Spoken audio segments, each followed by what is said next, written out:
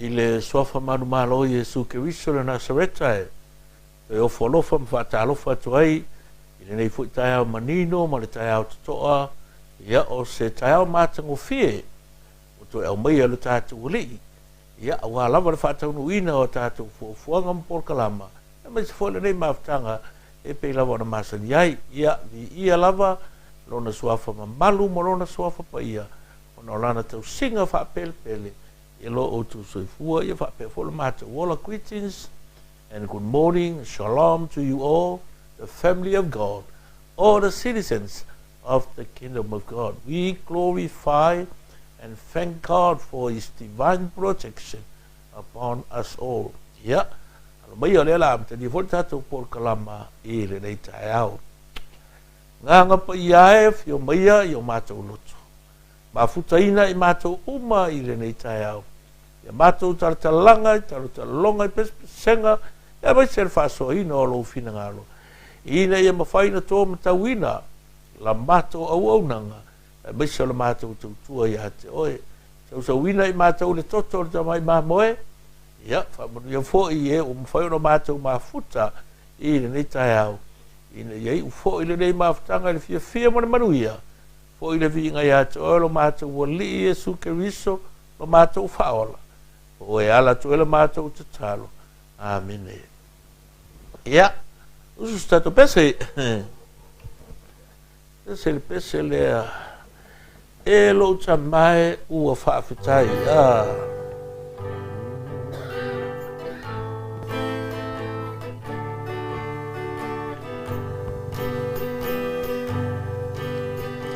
E lo chamai u fa fitai. Ua sililo walo fama ua faya yau mata mafata mafai safa manu waine se finanga loe a o ea o ai ua whaia ia mata mawha e le o au ua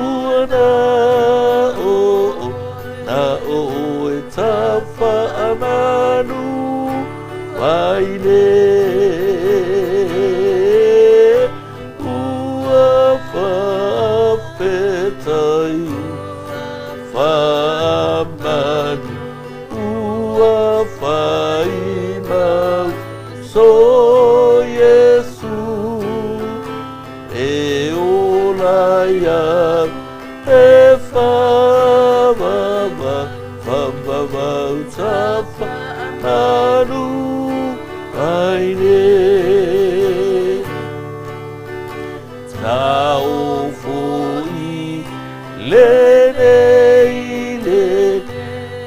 Lei ua e au ma moi tane o au sa ngā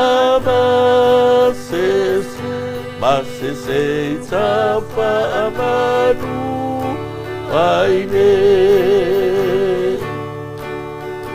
e nei tale to e ai ana walo faya te o mavala elo utama tafa amanu aine ua fa fetai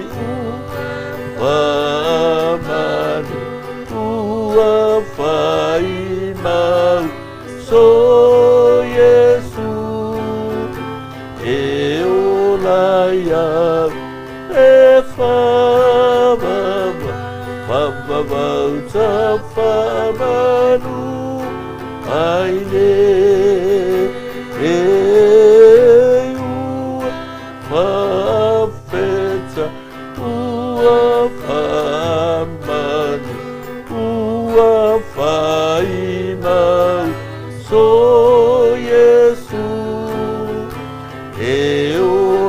ia pe fa va va va va va sa fa manu ai manua.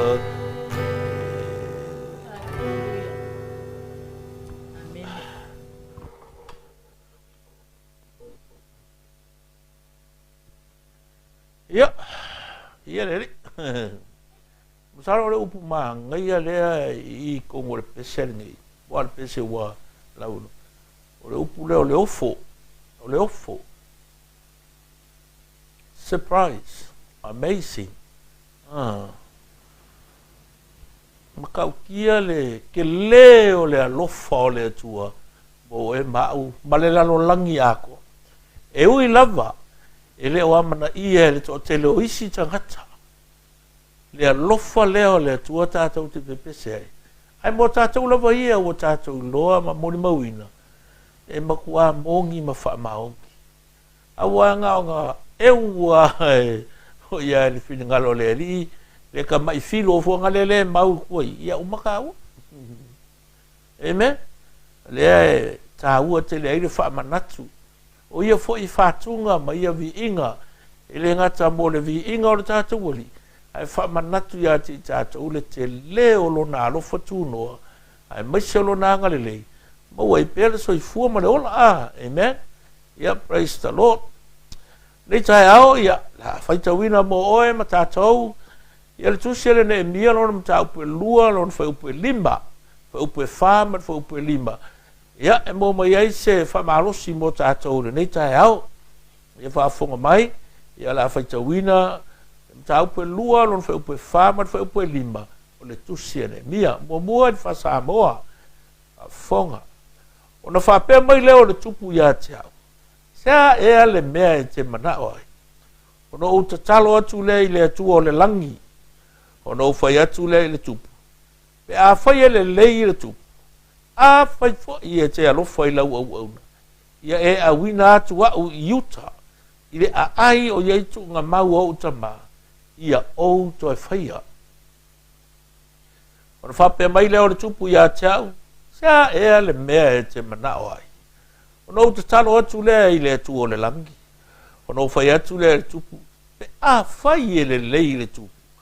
A whai foi e te alofa I lau au auna. Ie e awina atu au Utah. I le a ai o iaitu ngā mau au tama. Ia ou toi whaia. Nehemiah chapter 2 verse 5 from the New King James Version says, Then the king said to me, What do you request?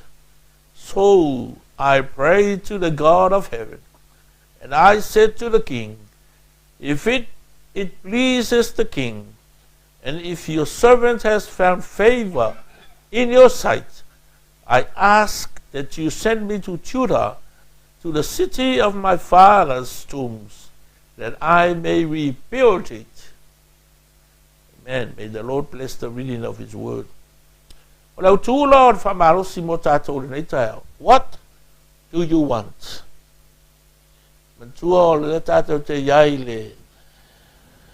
Part 3 of devotional series. For my principle for fulfilling your vision. What do you want? Ananafi sa fasoa ai ile se senga o le ngā ruenga ma le vala wina. The difference between your job and your work or your calling or what is your vision. Al tae o lole nei. Ia lea la fasoa tu ete oe. Ile tā ua le fasili lea. Salo stasi leo fasili e sili o ngā ke lero ngā kā ua e au ina fasili ngia ai so se ka ngaka soi fua e la rolangi ngei. O le ale lanu o lo tino o fea te nofo ai o le ale te leo lo watamai e iei foi sau tamau a inga. O le alo malamalama I lo tofi le iai o le alo tua inga tofi ngai peke fai fe au ka mā ki ngā, o le alawa le tua I ngā situation ngai ki e. O se kasi nge fe sili o ngā kāua. What is it you want? What do you request? What do you want? Excuse me. O stasi o aso wa vaai al tupu awe tāsesa. O tū mai lana au auna o Nehemiah, lana tautu waina, ua mata whaanoa noa o ia. Ono fesili lola ia o le tamaloa o le tupu. Ai sea ua whaanoa noa ai. Sau lola ia i kua malfesili longa lua. O le alo manao. Wai lo le leila vai le kamaloa. E iai le mea ua kupu. Langa e leise mai o vaai ai ane e mia. A o leo vai aku pe ua wha ngou langa vaai. Langa pupula. Ua le ei longa fōringa fia e masangi ai. Wa le kala ange e mia. Inga ua o mai le kala ua solo le pā. Ma lepe o le malu, ma lepe le whare o le kupu. O ngā langonga leo longa wha ngongoa. And his heart was melt. Ua makua ka e longa whaku. Kei pe o upu o le poto Solomon. Ua nguki li i le kate. Ua ngau le mea tāwiri. O ngā ua mawhau. Pe whawe whea ngā pui ia. Le whangua kangua. Wale ka ua ke leo mea ia. Ka ua ke leo mea le langa nenga ka ua hinga e mia whai mai. E mawhau i le a ai o iaitu ngā mau o na tama. E o kako isi kei mea. E pe ele ango ia mea. Ia au kako uloi. I ngai vei kei misa mo. E whai ngoku ngā mau ori pe o whale. Ia i lesi fo i vainga. Pe o le aru mai hei kupe whape. O le whai fuanga me o meo. Kua i ponga iwi. Pate o le iei lunga ka ua. I o le a kako le ola e sa i le ka ua o ku ngā mau. A o le fesili le fi whaka ua. O le a li ine e mia lo manao. O le a le me le te manao ia. O le fesili le kauonga. Ka fesili ngia ai fo i oe. Ka fo inga fesili ngia ai. Ia lau whangau. So se po whea lava i keru i ai. Ma kua le lalo langi. E whea vea i ka kou le mangao. O lo walu i sauke. E mafua o le mangao. O lo walu si sifo o le mangao. O le sui o le loku e ke o kuai. O le mangao. O le sui o le ngā ruanga i ke whai ngā ruanga i o le mangao. O le sui o le nguu e ke ngofo ai po o le address. It all comes back to what you need and what do you really want. Ea le mere e ke mangao mia. O i rā le nga kari e nge mia se kari kele. Mangko fo i roko kele o kako e visi rako. Lari le me ke mangao. Ke mangao se ufale. Ai awara le o fesiri le kupu. A le kupu lea. O le nga ke ua le pawa i le lalo langi le kaimi lea. Fau ma soloi aulo ma penginga ma maka ua. Kasi la le me e mangai e wha mangaku ia kako. E ngan upu lea nge mia le nga whai mai. If it pleases the king, and if your servant has found favor in your sight, o i le kalangoanga lea nge mia ma le kupu. O le ke kilo iai ma e wawai le ngā kulo ar kalangoanga. O le haka mai ai, ma ko a pele ai le kupu le au nganga nge mia. Longo winga e le leire ka au nganga, le leire ngā lue. E le ma whainga kranti ngā kui ake oe se mea le lei, pe a whai e le lei lau ngā lue. O le alo, koe ako ulu mai lalo, e o lo kingo, i lau wha mo le mole ma lau ko okuri. Mau upu. Ai a wha pea i loa ka akale ki anu ke e ke kokoma i ai, e le oes ka ankale lei. E le kai ke awa kua i ake, mai se la pea anu le, i le pea e ke ngongo i se lomu. Le ai, ke le maua. Wa su e uma kualo po whal pea whawhea, o iei pe ke pea credits. E inge o rias le mea. O le winga la kala. Pe mai kala. If your servant has found favor to you, pe a whai fo i e te alofa i lau au auna. La mea kupu. Alofa i e kupu. Lango le fo ringa mai, e le lei langa service. o se kangaka au nga lelei, o se kangaka kaukua lelei, e lei se me whaale kongu i lana au nanga. A wā inga ua senla e kupu ia nge mia, e alu e whaile ngā alu, nga lenga mga, whai mai ngā alu malea, male pui ngā whaale kupu. It's a royal protection. O nāne mele kau mai ei, e le ngaka ua malie le loko le kupu i le au nganga. Ko e kari kongu winga le kupu. Trust. Ia o le challenge we le mo e. Pāwhonga mai. O ese trust o le pule whawhinga luenga ia. O ese trust o le whaiwhi au ia. O ese trust o le pale mia, o le miniska, o le CEO. O kari kongu winga o iau mea ie whai. A le kari kongu winga lo o e. Ngau a ko le mea i mau a ko le kaimi. Whiu e whairo ki ngā inga ele ai ele kari kongu. O le kasi le mea sili o ngā ka lepe inga ia mafukanga, whalapopokonga e o i a inga. E mistrust lo o e sisi. O le ai la, umar sua malie, usape uma i ele kanga sukar whasukanga o lauki. Ele ko sua malie. Wa ngalo me umar kofo. Ai sea, langa ya fua male me o le mistrust. Ya fua male me o le pepelo, male me o le paie, male aunga ka. Ya male le kari kongu inga o iau me fai. A o ko kongu o le kala lea. Fesini le kupu, o le alo manga o. Kali ni ka ngaka.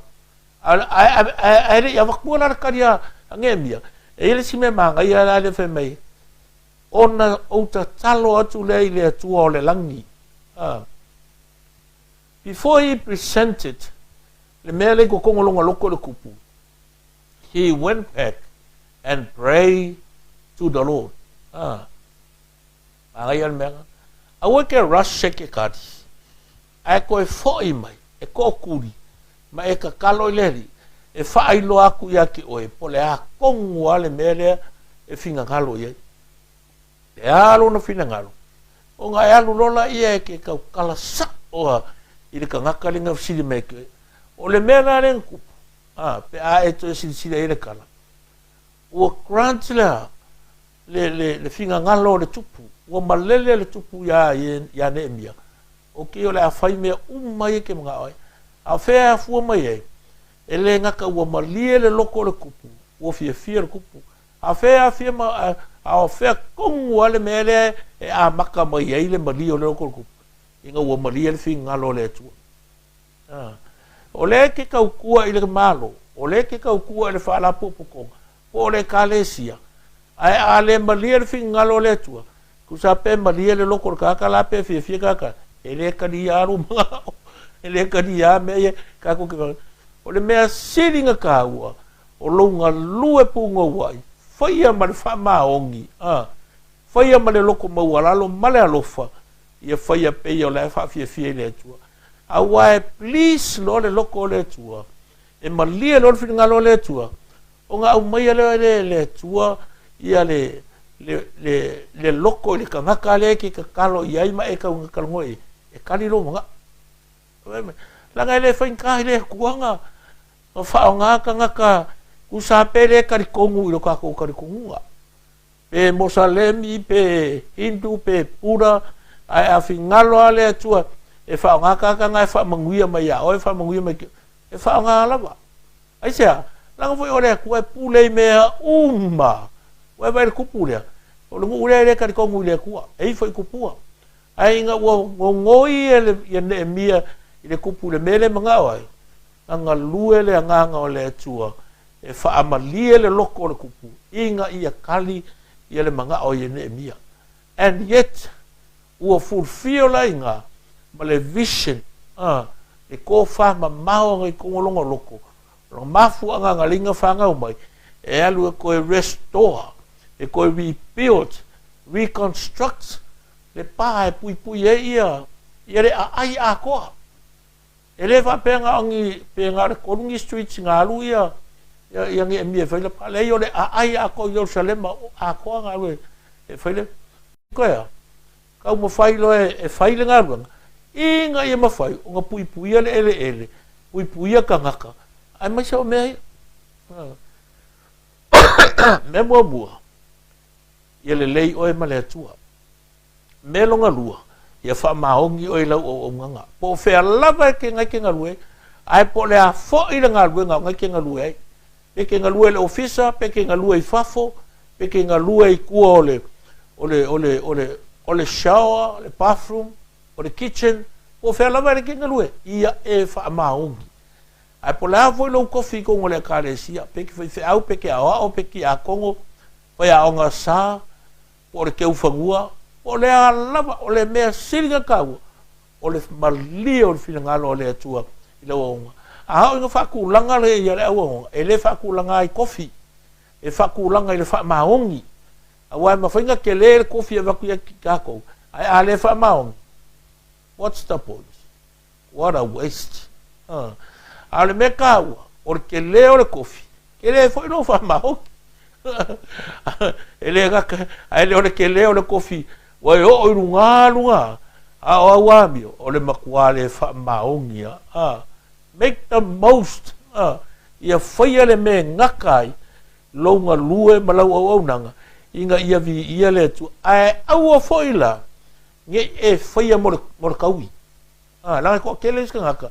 E ma fuang fa maong o nga inga ia maua kaui le ai fai ale me fa penga longo vinga ka lo le fa e alu lo ala ni umanga lo pe ke sola fo ia ele umanga lo ga sa uri so sai ni nga e banga va sa or ke mi le ye fa penga o le kala le ali pe o ka ua i le luka sulma le lo fa po summa no fe mai o fe tala fo o ye a te la to yo to ya le o to ya te to a wole mata pe a a wale ola stasi le tele wana mea ua ia te ia wai vai mea o leu pula o leu po Yesu a ua ke ngā lue a ua ke ngā lue ma le wha moe moe le kaui le ia kaui a ka koe le tua wewe kama lea ngā malie lo le fina ngā lo le tua ila ngā au au nganga ngā lue lo le nganga o le tua ila loko a reta se saltupu inga ia kali me and yet o ma kua fia la foi la kupu de seve se Nehemiah o vai mai le ka uole me tu sala o nge nia ia ile ilonga o langa pe aka ko kikilo ile story le o le ma kua inga lue arga no wonder why nga lai o nga finga ngalo le tu e fa ngane mi e lu e fai le ngalo ngale e ko e fau le wall la nga le nga ka o ka nga ka fa maongi ai ko anga e le pa ye so se ka nga ka fa maongi ya e ke leva ai ele me ngal pa ye so e ma fo faula ye ka ko wolanga ma me ngai ke ye a wai ka kau anga ele swinga e ke va ai o langa o kangaka pe ale leilo wolanga o lo fa maoni lo o nanga e a vea le na wa fa ma bianga istanga a o lo lai na enga lue maka mai le to fa ma mao le to no lo loto ona a vea le ma fa ma bianga le to tele inga wasau nge mia e faile nga wenga ke le yo kan ke ai le ima fainga ola ko sofa nge mia nga foi le nga sau mo le royal protection ele nga kala le pui nga fa le malo pui nga fa le tupu ala foi e sau mo le pui nga le tua malonga loko o le sile a me ka ua manga kua e ka ko e manga o ke fia mangingo le lei i lo wala a winga ma la o nanga ia pipi i lo loto i ka iala ma whaka ua o le maro le tua you should know the values and the priorities of the kingdom of God e manga o e mangingo ma e mamala makili i lo wala a winga ma le tō wha ma mao le kongo lo loko ia pipi i le iei lo loko o nge mia nga serve kongo le kōta le tupu nga malia iei le tupu au sili ona malia ile fina ngalo le tua inga wahalu e faile ngalo nga makua ako ala ma nga ye ole menang fam kala ye ne mie fa upe fa nga sili mai ar kupu pole alulo ele kali keminga alulo alu fe alu ka kalo ma wala au ile tua ile mele o kupu o nga kali mai le tua ya ke o e ke alu e ko e restore ko e reconstruct ko e rebuild le wo. What about you? E se mea ua vai atu ai le atu ai atu ai. Ua fesili atu le tupu i atu ai. E le ia se si kupu. Kasi al kako kupu. Na o le alii o Yesu Keriso. Ua fesili atu i atu ai le nei tae au. O e iloa lo manao. O e iloa le mele te tono lo loto. E ao ina ia whaataunu ina. Ma ia ngā lue man whamaoni. Ina ia vi ia le suafa. O le mea lei te tono tātou loto na o mai e le atua. E le mwhainga whakingo e leska ngaka. E le whapenga waku ia o e whakingo ea. E le whapenga mai ea o e sau e whakingo le ai. O le mea na mai e le atua e tono ia te au. E ao inga whakingo inga e kia. I le mea ngaka i le mawhai. Inga ia vi ia le atua. Mawhai uinga ai lau soifua mo lau ola. I se au nganga siri. A umaka kou ele i ele satisfy le tua ma le whakauinga le menga o mai le tua ia ki kako. E kau ke ore ku ngā mau mangi mau mea kele. Ka ua kele lalo ma faufa. A whai o fesili atu le nganga o le tua te. O le alo manao. Ka ni sa o ai ai. Ma ia e whaia i le mea ngaka ilo ma whai. Amen? Ia ngā leile tua te oe. I hope wa e talia le nā fesili i se tali e tala whea ngai malona whina ai mai se o lau au nanga i so o whea lava le vai panoa o le soifuanga ma le o langa le te tautua ai ina ia iai le feiva o tangata i lunga ia te oe o na whainga o fie lea o na tali atu i mea tātou te no noie mo tātou mana na oe. Yeah, may the Lord bless your hearts this morning and may He encourage you and challenge your faith. Ina ia ia lo na sua fai me o matata o te fai. Whaftaita mane nei tae au e whamanatu mai ai mātou. Tā ua no mātou loa. O le atonu ale mea le tono mātou loto. O lo mātou mana o mia. Ina ia mawhai ai o na whatau nuu e tō whama mau e tu ina i o mātou loto. Ia whaftai angang ia whaftai fwoi mola upu, whaftai fwoi o le mawhtanga le nei tae au. Ia whamanuia i ai lātou uma. Mātou mafuta. E fo i lava le vi inga ia te oe. Mātou wala au e ala le suafo Yesu. Lo mātou wali mo lo mātou faola. Amen.